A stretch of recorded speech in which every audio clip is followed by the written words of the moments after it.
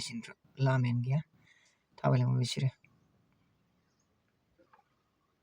रायजोफोर आङो दा आइलेण्डआव थांनाय मोनसेल' लामा बे ब्रिज गोदाननि सायाव दङ ब्रिज गोदाननि सायाव ओमफ्राय ओरै बेनो बे दैयानो माने बुरलुंबुथुर दैनिफ्रायबो गाज्रि महर लायो आरो बै टाइमाव जेब्ला बे ब्रिजआ गैयामोन बे टाइमाव नावजों थांलाय फैलाय दंफांनि नावजों थांलाय फैलाय खालामोमोन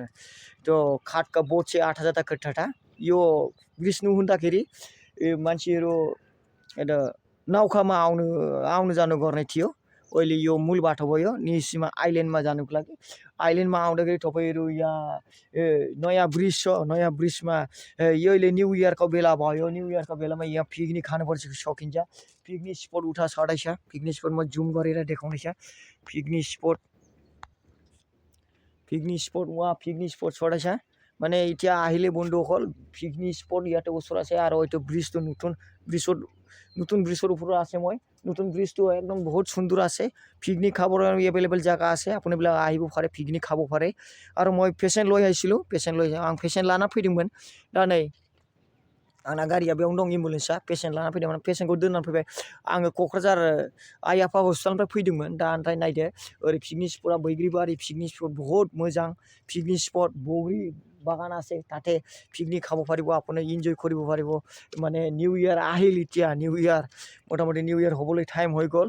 नोंथांमोना फैनो हागोन आरो बे ब्रिजआनो जाबाय हाग्रामा दालांनिफ्राय गोलावसिन जानांगौ आंनि नोंथांमोना नायनानै ला हाग्रामा दालांनिफ्राय गोलावसिन जानायनि गुसुंसिन नोंथांमोना बेरायनानै नोंथांमोना बेनि गोलावसिन जानाय गुसुंसिन जानाय बिनि माबाखौ गुनखौ नोंथांमोना गावनो थाल खालामनो हागोन आरो ओमफ्राय दा बर' फिसाफोर भिडिअखौ बांसिन शेयार खालामो जाय पिकनिक जागोन बेरायगोन मोजां जायगा मोनैनि थाखाय जेराव मेरावनो जालाबायनानै थांनो गोनां जायो खिन्थु बे जायगाया बहुत मोजां जायगा एभेलेबल जायगा दं पिकनिक जानायनि थाखाय ओरैबो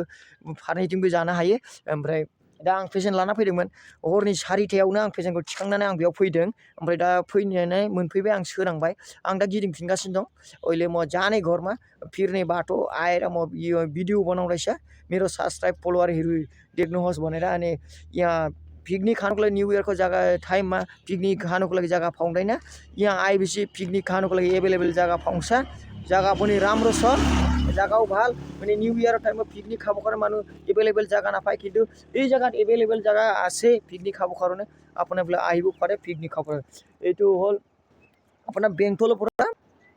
আপোনাৰ পূব সাইডত আহি থাকিলে এইটো মিছিমা আইল্যান্ড যোৱা কিবাটো ব্ৰিজটো পাই যাব তাৰ ওচৰতে পিকনিক স্পটবিলাক আছে চাই লওক বঢ়িয়াকৈ पिकनिक स्पटবিলাক ইয়াতে আছে नायनानै ला बर' फिसाफोर आरो हाजासे भिडिअखौ शेयार खालामना हो जेन नायदो आं मा मावलाङामोन एसे क्लिपखौ होनोसै बेनिफ्राय